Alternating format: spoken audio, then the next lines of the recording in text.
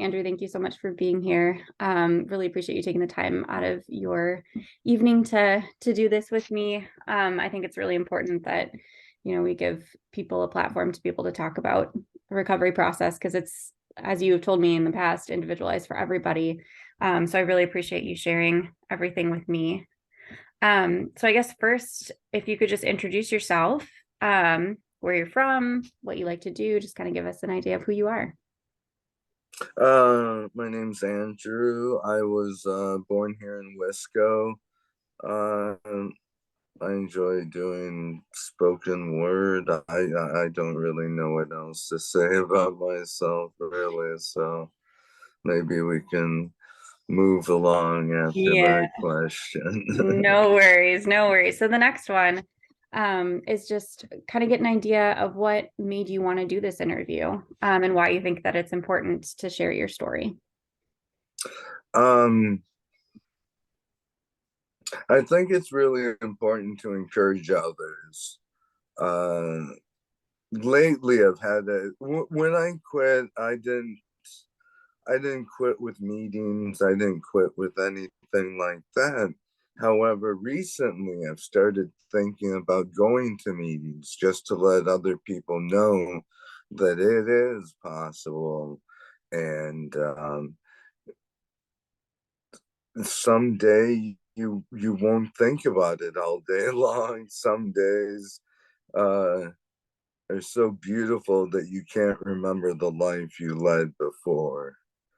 It's it's a new buzz in itself, I suppose. Taking on life sober, it's a clean existence. That's awesome. Yeah, I really like how you put that, of continuing to encourage people that it is possible, that it will be less on the forefront of your mind as time goes on, and just that it attacking life sober is a buzz in and of itself. I think that's a really cool way to put that. So kind of moving in along with the timeline of your recovery, can you tell me a little bit more about what life looked like for you before you started your recovery journey? Um, Before I started, I just think of it as my life as a dog, as a dog as existence. Uh,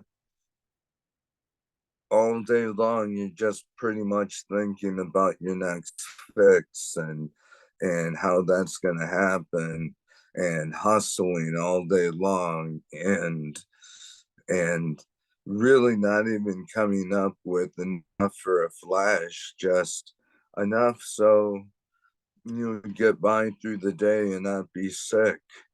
It was kind of empty at times. It left you feeling alone. And I know one of our subjects is going to overlap into mental illness. So let's get to that one right away. Yeah, we definitely can. Um, so yeah, like you said, there is a lot of overlap between substance use and mental health. And can you speak a little bit more to your experience with that? And I think that goes a lot with the feeling of being alone and this emptiness you feel, because as a depressed person or as somebody that has mental illness issues, it you're trying to compensate for something that isn't there, and so you self-medicate. And well, you can't exactly go to the doctor and be like, this is going on, otherwise typically you fall through the cracks.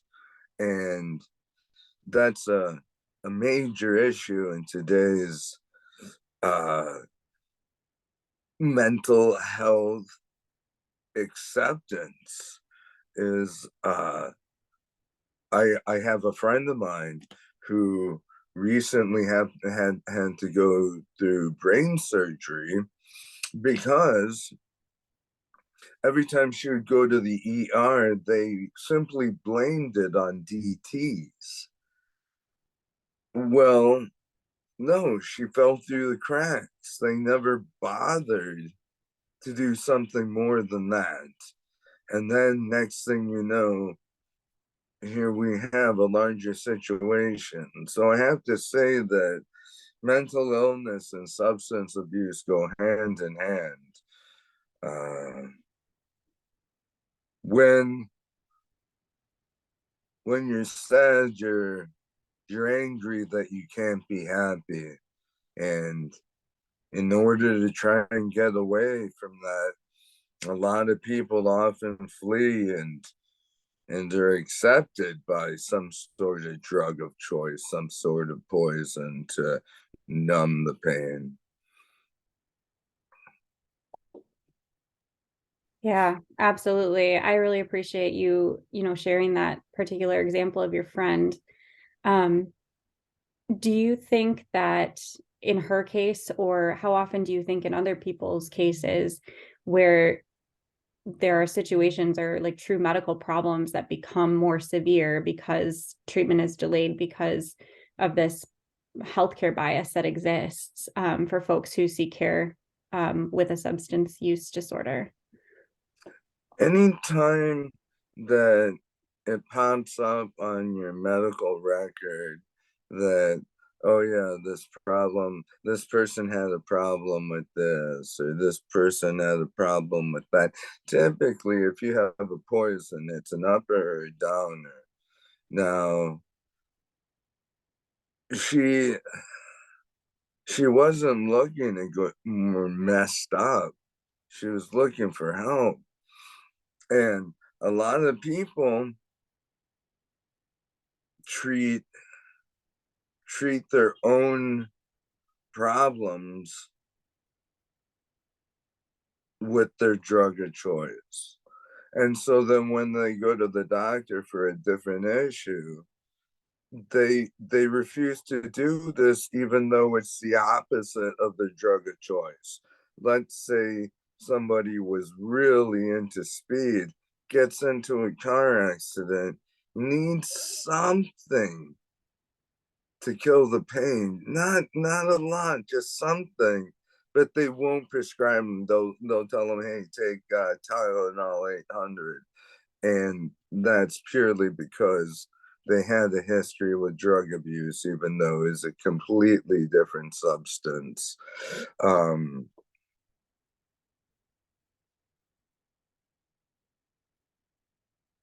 I There are just so many examples of people falling through the cracks. It's a lot of my friends, their overdoses are just because they fell through the cracks. Uh, a friend of mine, he got out of the program. A lot of people, when you relapse, you think you can handle the same amount, and you tend not to be able to after an extended period of non-opiate use. So that he was released from a program too early.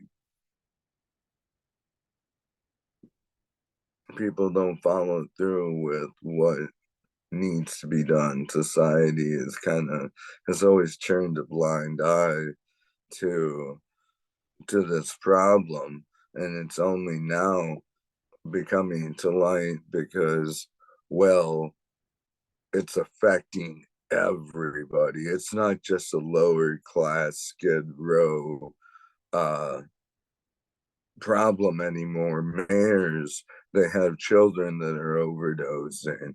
Now it's the light is being shed upon it finally. So hopefully, that improves throughout time.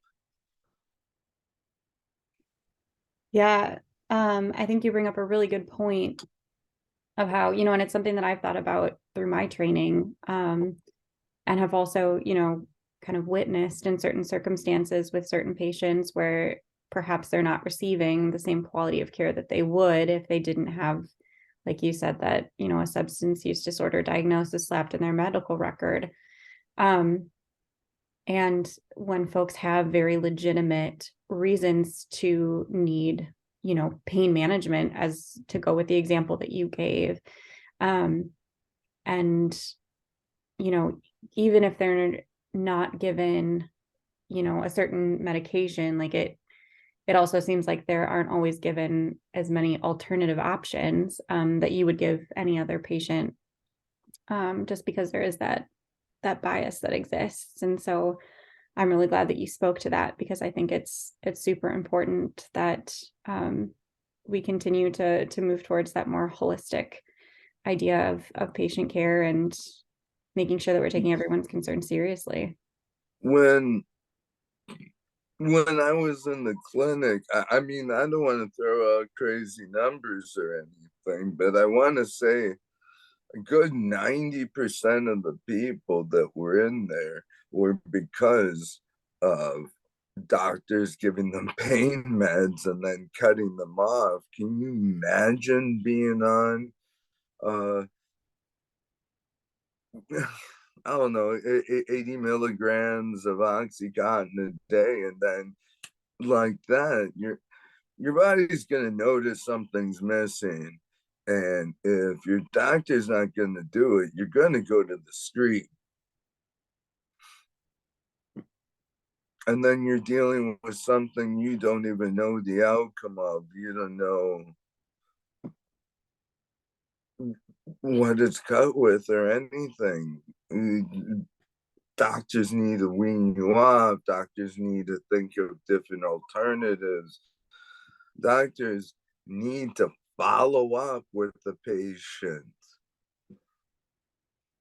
And there's a lot of things that should be done that aren't. Yeah, I think I very much agree with you, Andrew. It's definitely, there are a lot of ways in which those wraparound services that everyone deserves to have support, just don't exist. And it's even more difficult when you've got some of these things that make accessing that care more challenging. So my next question for you, and I know we've talked a little bit about this before, but I want to hear the story again, is about sort of the moment when you decided to start your recovery journey. I know that you had sort of Oh, a specific moment that you've told me about, but just the thoughts and emotions and fears that you experienced at that time, and how that moved you forward. that is a long story in itself, that. But yeah, after shooting dope for 8 years, I had my seventh and final overdose, and it scared me. I mean, a lot of people are ready for it, and I've always said I've been ready for it in the past, but I have to say that that particular overdose scared me. I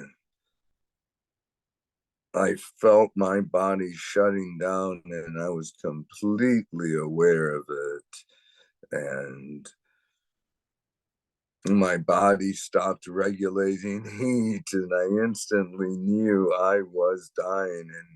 And somehow I came back, and I didn't quit dope that day, you know. But I realized I was done with it. That uh, heroin could no longer provide me with what I was looking for. And it was that night that I decided it well, let's just say the program followed quite shortly after that one. I got back home from Rockford, and within a week, I believe, I joined the program. Yeah, I I can't even imagine what that must have felt like in that moment for you. And I think that I imagine is sort of a common theme of like perhaps there's a moment that folks remember, but it's still a gradual process of people, figuring out exactly when they're ready. Um, so I appreciate you like being upfront with the fact that like that was the moment that scared you and you weren't like totally done with it then, but that was when you knew that like something's got to be different. Um, Yeah. so with that, tell me a little bit more about your recovery journey, particularly at the beginning. I I started at, I believe they had me at 180 milligrams a day. And that was purely so I could function and not shit my pants or get sick. And I was doing that for a while, and I was maintaining that 180. And then I looked around, and in some of the meetings, people had been there for 18 years. People that had been in the program for 2 decades. And I realized that they had just gotten comfortable, and that it was just another legal monkey. And when I just decided that I was done showing up at 4 in the morning, and I was done scattering a fixed time to get there for my noon dose. And it was a terrible monkey again. And I decided to get out of that. They weaned me down.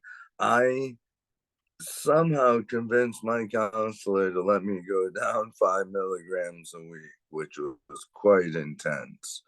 I was determined to get off of that. And when I used to wear jump boots, when I got 40 milligrams and lower, I couldn't wear those anymore. I don't know if you're familiar with a brand of shoe called Ruse, but they're running shoes, the super light ones. I had to start wearing those because it was such a difficult process on my body. And this followed up to 4 months afterwards. So methadone isn't an easy thing to quit. And I I I say that if methadone saved my life, uh cannabis gave it back to me. I have to put credit where credit's due. If it hadn't been for my counselor and a little bit of that, I could never have made it, because that's the field I want to pursue. That's my calling. If it had not been for my counselor, I would never have been able to get out of that clinic. That support is what I needed when methadone was really big, when our soldiers started coming back with major problems. They never paired it up with counseling. They were like, okay, you're in the methadone program, you're in it for life. That was the mentality. Now we finally realize how synapses need to be reprogrammed after doing heroin for a long period of time. We have to find our pleasure sources again, and that was the fault then. We couldn't talk about it as much as we can these days. Definitely. So do you feel like perhaps it was because folks were less comfortable talking about it back then that led to less counselors, or do you feel like counselors have really made the difference of, that relatable experience and having someone to talk to who understands what that process feels like? Do you feel like that was sort of came first? Um, uh, I I don't know if they had the medical staff for a counselor for everybody. I think they had nurses. I have no idea how it worked, but I'm sure that counseling wasn't paired with it as far as what I've read. Um, you need to be able to talk to somebody. You really do. Um, in this day and age, human interaction is kind of dwindled and slowed to a pace. If somebody actually takes the time out of their day to sit there and listen to you and really listen to your problems, it makes all the difference in the world. It makes you feel like you're not alone. Like struggling through dope is hard. Like I mentioned, I had to stop wearing those combat boots and started wearing running shoes. It is hard in every aspect that you do. And so knowing that somebody's on your side makes makes all the difference in the world. That's wonderful. I'm glad that you had such an amazing relationship with your counselor. And I know that you recently got your certification as a recovery coach. Can you tell me a little bit more about that process and what inspired you to do that? Um a friend of mine had sent me a link to just this quick, intense course. And I really loved the gentleman that was putting it on. He was real down to earth, and um he had his problem and understood everybody's problem in the group, and other people were going to peer for the class, not because they had um because they had gone through the journey themselves, but because other members in their family have passed away or have had that problem, whether it be an uncle that they cared about or somebody as close as their father, family, sister, you know.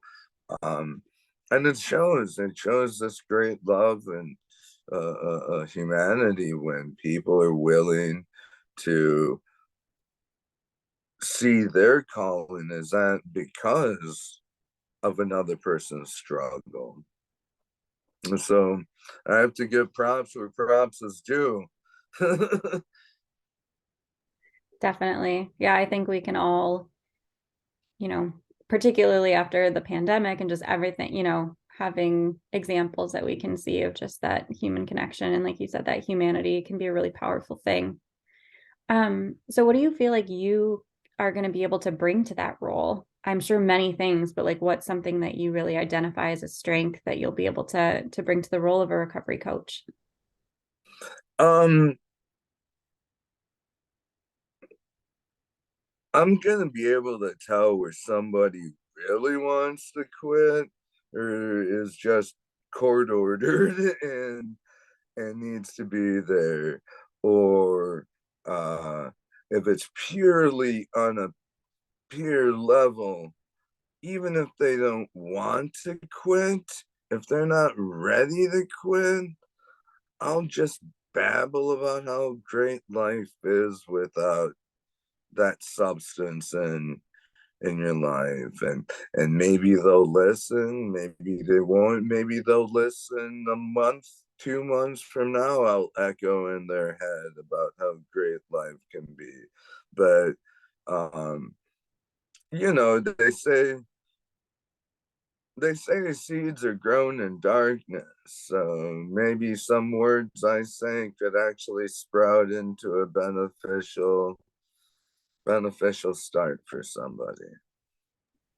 That's amazing. Yeah, I think I've definitely heard that saying too of, planting seeds. And so um I'm sure that it's going to mean a lot to anyone that you work with coming from you because you get it, and you were able to really relate to what that experience feels like and how incredibly difficult it is. So that, sort of dovetails into the another question that we talked about, which was, what do you think you would say to those folks who are not not quite ready, or who maybe are there because they're court ordered and not because they're at a point where they really are wanting to take that step? You know, it's a lot of the same things I heard when I was in programs and wasn't ready to quit. A lot of the same things. And I think about them now in the past, and it's all true that if you really dedicate yourself to it, life gets great. Uh, and it takes time. This is not an overnight kind of process. It takes determination and time because I remember when I was first in the program, I had I had the methadone in my system so I wouldn't get sick, but I had all this time to think about dope. So a woman at work got me into stamping. I make crafts now. I don't know how bizarre that sounds, but I would get home from work and I didn't have anything else to do. So all I can just suggest is get a hobby. Know things are going to be beautiful someday, and don't give up. That's amazing. I think those are three very sage pieces of advice. And I personally love the fact that you're crafting. I think that's so fun. What sort of stuff do you make when you stamp? uh, in the beginning, I started making cards for my loved ones. I figure I figure everybody just gets mail bills in the post, so I wanted to give them something else creative, and they're intricate, and so uh, it gives me time. It gives me time, and it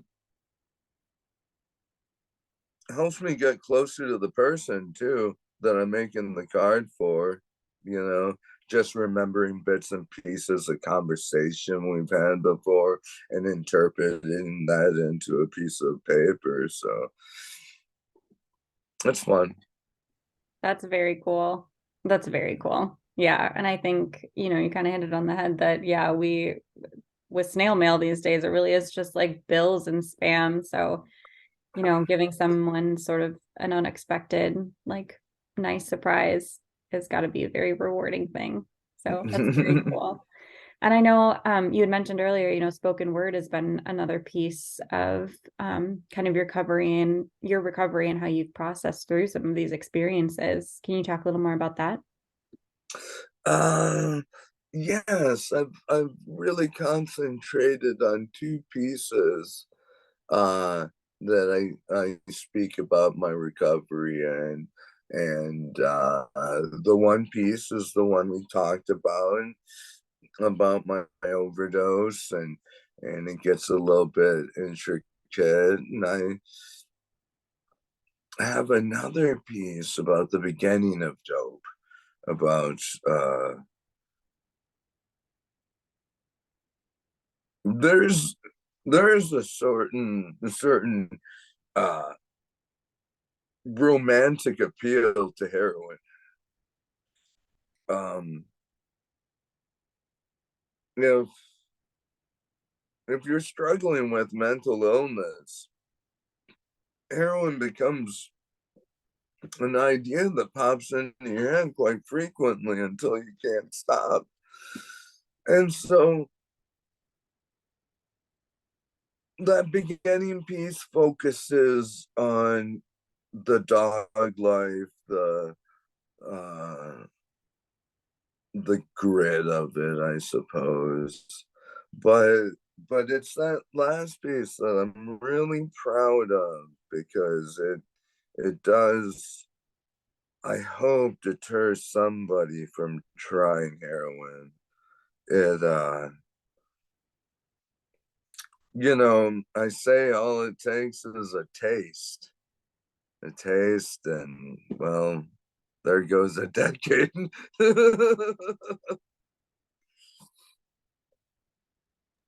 Yeah, and you that was the one that you had read to me kind of when we were prepping for this interview, and I was just absolutely blown away by everything about it. I thought the way that it was written, the details that you put into it, and it was just very raw and very real. And your resolve to have your life look different than it did in that moment, and your determination to do what it took to get to where you are now was very palpable in that piece. So I hope others get a chance to read it because it was remarkable, and I really, Thank really you. enjoyed it. And that's part of what I'm doing this interview too, is anything to get my foot in the door into that step to recovery coach, anything to try and help somebody. Uh because like I said, she'll never know. My coach will never know that she made such a difference. But somehow she's gotta feel good about doing her job. That's what I want. I think that's an amazing reason to do what you're doing. And yeah, that's something that I can obviously in a different context, but as someone who's studying to be a healthcare provider, like, you don't do it for the thanks necessarily, but just know that like someone else knows that there's somebody in their corner who believes what they're experiencing, and can validate what they're going through, even if it's not exactly the same as, whatever your recovery journey looked like. So that's a super powerful role to play. I think that's amazing that that's what you're dedicating your life to now. So yeah, and again, I'm so excited to just be able to talk to you today about it a bit. Thank you, thank you. And that is exactly one point, is this was my recovery journey. Everybody else has a different uh plan of attack. Some people are straight edge for the rest of their lives. Some people will smoke. Most people never touch the bottle again if you're in recovery, no matter of what, because uh little example here, uh I've never been under the influence of cannabis so much where I'm like, hey, let's go get a big bag of heroin. But I have been that drunk where I've been like, hey, let's go get a big bag of heroin. So alcohol is such a stepping stone on the way to drug abuse, on the way to actually making worse decisions that you ever could possibly make. And I think that's numero uno in trying to get away from things, is definitely trying to cut alcohol out of the equation. Yeah, I that makes a lot of sense, definitely. And you being able to have the wherewithal to understand, like, okay, what are these things that are going to put me into a situation where I'm more likely to make a choice that I wouldn't make, if I were not using that substance or if I weren't hanging out with that person, or, you know. So I think that takes a lot of insight, which I imagine is also like a really tough part of recovery too, because it requires introspection, which can be a very scary thing, I would think. somebody, when I first started shooting dope, somebody told me, be prepared to lose all your friends. And it was true, because nobody wants to watch you die. And then when you get clean, you lose all your friends. So I don't know why I said all, but all your friends. Um, and it's true. It's true, because those people cannot be in your life anymore. Um, Was that hard even for though that, you? what's that? Oh, just wondering, that process of, okay, like I'm not just giving up heroin, I'm also giving up other people and other things that I'm used to. Like, I imagine that was also really challenging. Hence the craft.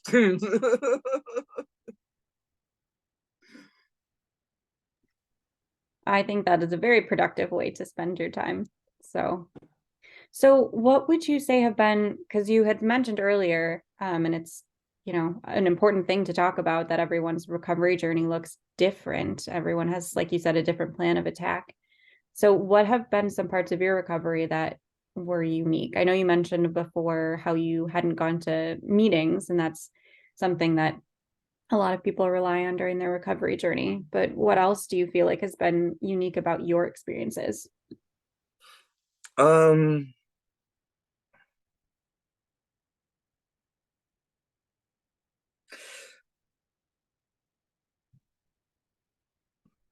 I didn't read the 12-step book. I didn't go to the programs. Um, I guess the only recovery book I read was Thich Nhat Hanh's Anger.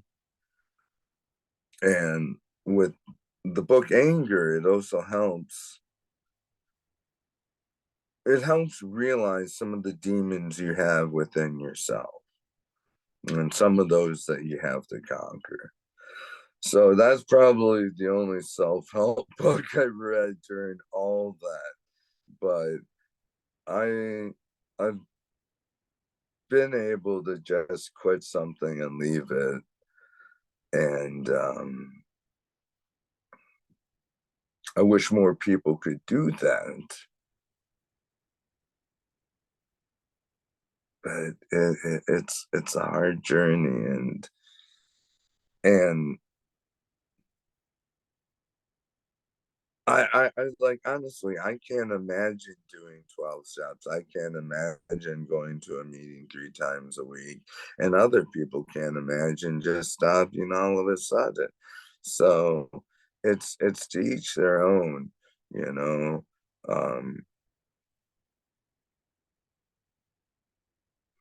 I was taking care of a sick friend, and I devoted all my love and attention to that situation, and didn't leave me with much. So it's you focus on something, you try and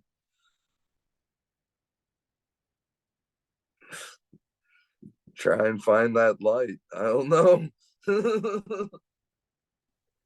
No, I think that, it's a simple concept, but it bears mentioning for sure because, and like you said, everyone's light is going to be different. What everyone that needs to do to keep themselves distracted or focused on something else is going to be unique. But I think that there are a lot of common themes when it comes to the grueling process and the dedication that it takes, and that you speak very well to that. So I appreciate that. So, Thank as you move forward, what are your recovery coaching um, has been a huge, goal for yourself. And obviously you've become a world-class stamper. But what other goals do you have you. for yourself as you, move forward, or some things that you have already accomplished that you wouldn't have otherwise without going through your recovery journey? Well, without the recovery journey, I'm still alive because the way I was going, there was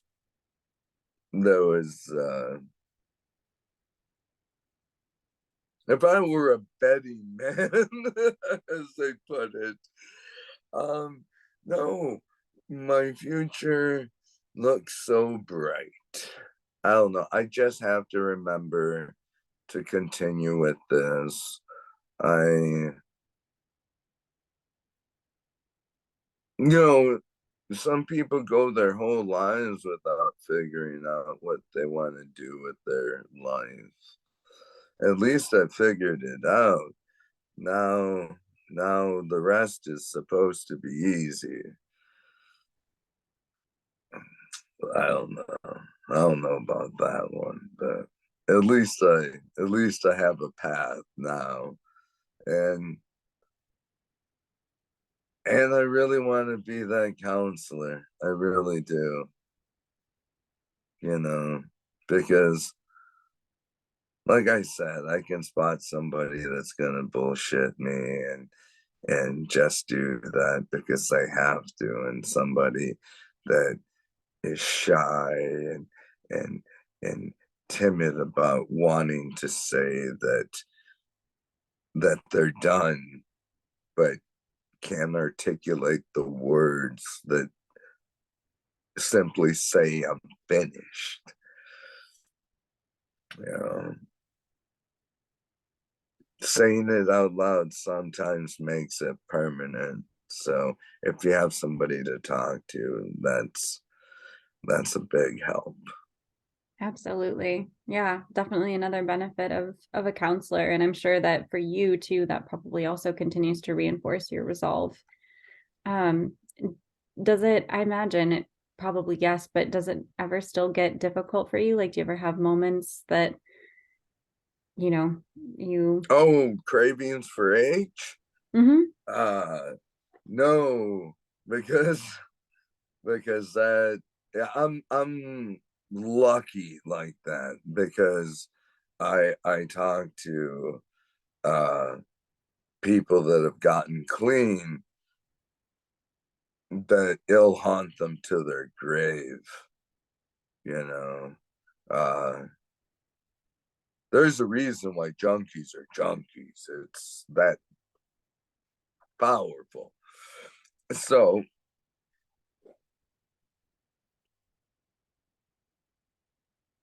I don't know. Nothing more. Sure. So, I mean, during those early days when you said that you would think about it all the time, like what did you tell yourself to keep going? And when, coming off of methadone was so difficult, yeah, how did you keep yourself moving forward? Keep myself moving forward, like idle hands, as you know. So I just made sure uh, I had something to do. Like seriously, I still fidget sometimes. You know, it doesn't mean I'm gonna go out and get anything, but I'll still fidget. I'm and I have no idea why I'm fidgeting, and sometimes it's stress, and then sometimes it is thinking about that. But it's very rare that I think about it these days. I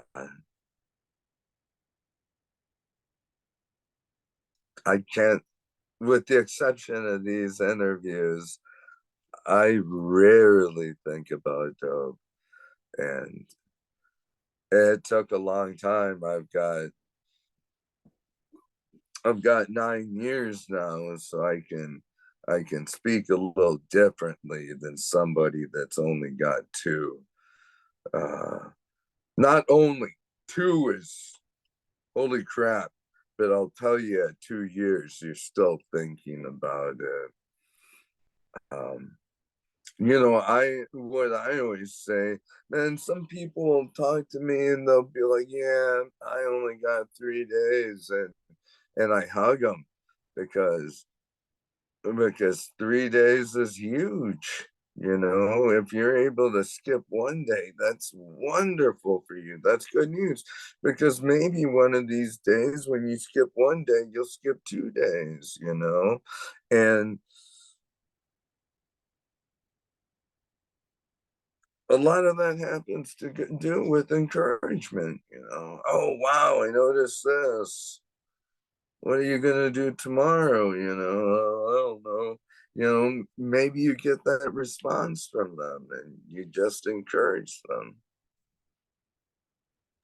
Yeah, definitely that common theme of just like having someone in your corner who's validating, what you're going through, can be super powerful. And I can already see that you are going to be, and I'm sure you already are, and will continue to be incredible at that, because it's true. Like, you know, one day, 9 years, like you just keep pushing, like you've been talking about, and one day can turn into 9 years, and that's really incredible.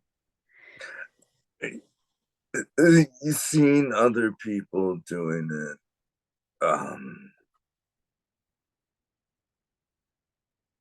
can be so helpful. Yeah, absolutely. So, do you feel like, or what do you feel like are some of the bigger like misconceptions about a recovery journey and what it looks like, or about, even substance use and mental illness in themselves? Like, what are some things that you would want to clarify for people? Uh, Once a junkie, always a junkie is is the biggest one. You burn somebody so many times, uh, it's going to be hard for them to trust you again. You have to earn all this trust again. Um, all those bridges you burned, if they allow you to, you have to rebuild them, and all of this takes time, but if they're willing to, they can see the change and progress in you. And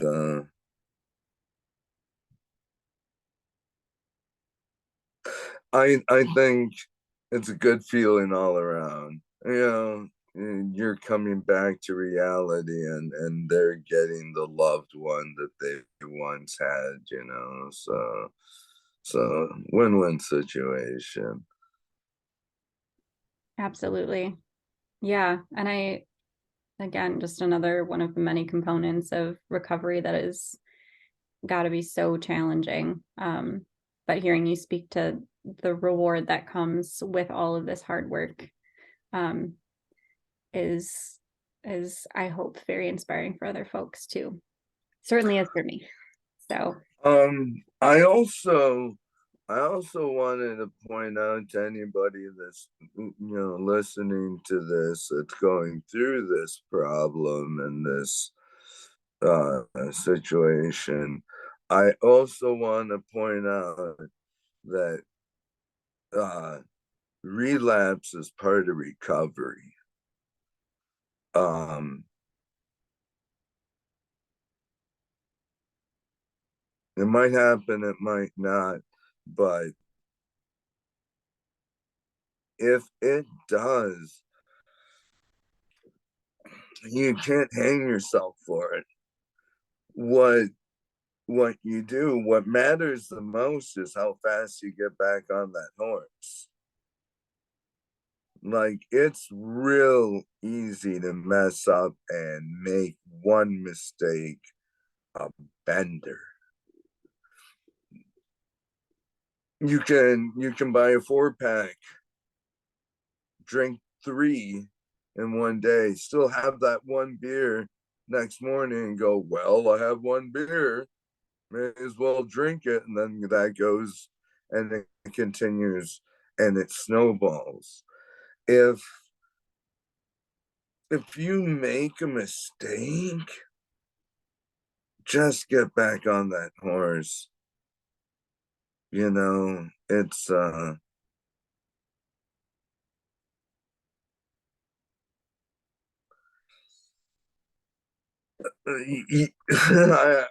You just can't dwell on it, because if you continue to dwell on it, you're gonna make yourself feel worse. And when you make yourself feel worse, you try and feel better, and we know what that can do. So I've learned that. Definitely. Yeah, being gentle with yourself, I think, is something that a lot of people um, could be better at, and allowing themselves some grace for sure. And I imagine, as you were talking about rebuilding bridges and reestablishing trust with loved ones, like there's got to be a certain level of trust that you're reestablishing with yourself too, that you can, do this, that you can get through what you need to get through. And like redeveloping It's that just relationship with yourself, that you can count on yourself. it's true discovery of who you are, really, because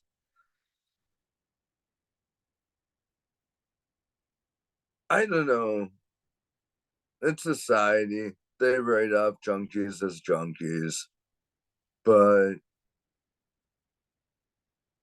what they lack to think about is how much work it took to get to the point that I am.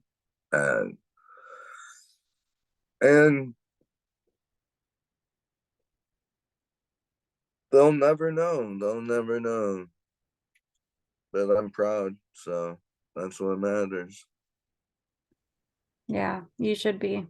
You have put more work into, I think, understanding who you are and what you are capable of than some people ever do. And that's, I mean, that's a component of a life really well lived, I think, is being able to really see, yeah, exactly who you are and what you're made of.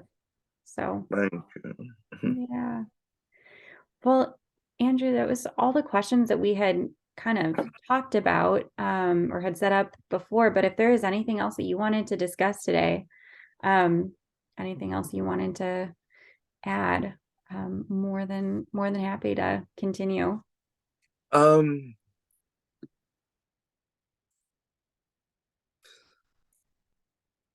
just how scary that last overdose was, and how I wouldn't wish that for anybody.